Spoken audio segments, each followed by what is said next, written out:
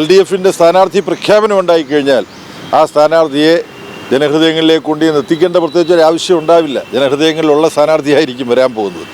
അപ്പോൾ അതുകൊണ്ട് ഞങ്ങൾ നേരത്തെ പ്രഖ്യാപിച്ചു എന്ന് പറയുന്നതിനകത്തൊന്നും യാതൊരു പ്രസക്തിയും നിലമ്പൂരിലെ ഉപതെരഞ്ഞെടുപ്പിൽ ഉണ്ടാകാൻ പോകുന്നില്ല. സ്ഥാനാർത്ഥിയെക്കുറിച്ചാണ് നിങ്ങൾക്ക് അറിയേണ്ടത്.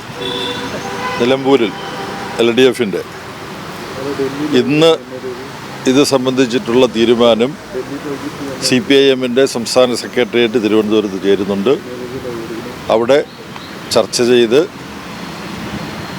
ഇടതുപക്ഷ ജനാധിപത്യ മുന്നണിയുടെ സീറ്റായിട്ടുള്ള നിലമ്പൂർ നിലനിർത്താൻ പറ്റിയ ഒരു സ്ഥാനാർത്ഥിയെ തീരുമാനിക്കും. ഇന്ന് തിരുവനന്തപുരത്ത് LDFിലെ മറ്റു പാർട്ടികളെ സംബന്ധിച്ചിടത്തോളം നിലമ്പൂർ CPIMൻ്റെ സീറ്റാണെന്നുള്ള തരത്തിൽ CPIMന് ഇക്കാര്യത്തിൽ തീരുമാനമെടുക്കാവുന്നതാണ്. ഇതിനെക്കുറിച്ചുള്ള പ്രഖ്യാപനം തിരുവനന്തപുരത്ത് നിന്ന് നിങ്ങൾക്ക് കേൾക്കാം. എപ്പോഴാണ് പ്രഖ്യാപിക്കേണ്ടതെന്നുള്ളത് തിരുവനന്തപുരത്ത് തീരുമാനിക്കും. അതനുസരിച്ച്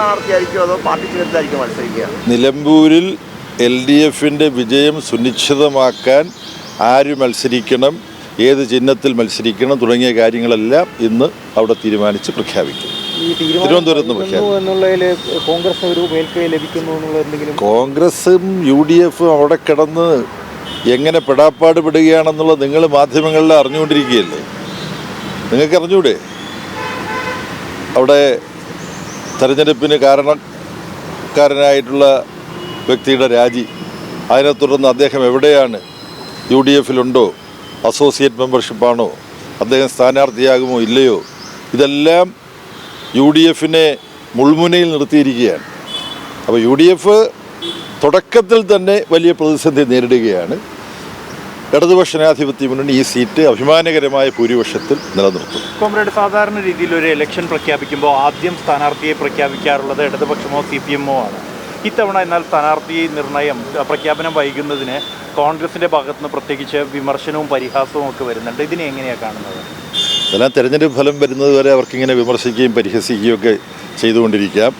തെരഞ്ഞെടുപ്പിന് സംഘടനാപരമായും രാഷ്ട്രീയവുമായിട്ടുള്ള തയ്യാറെടുപ്പ് ആരംഭിച്ചത് CPIMും ഇടതുപക്ഷ ജനാധിപത്യ മുന്നണിയുമാണ്.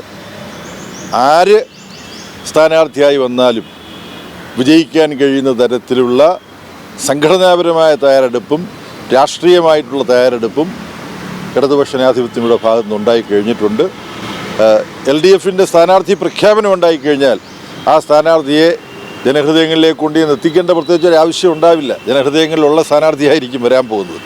അപ്പോൾ അതുകൊണ്ട് ഞങ്ങൾ നേരത്തെ പ്രഖ്യാപിച്ചു എന്ന് പറയുന്നതിനകത്തൊന്നും യാതൊരു പ്രസക്തിയും നിലമ്പൂരിലെ ഉപതെരഞ്ഞെടുപ്പിൽ ഉണ്ടാകാൻ പോകുന്നില്ല.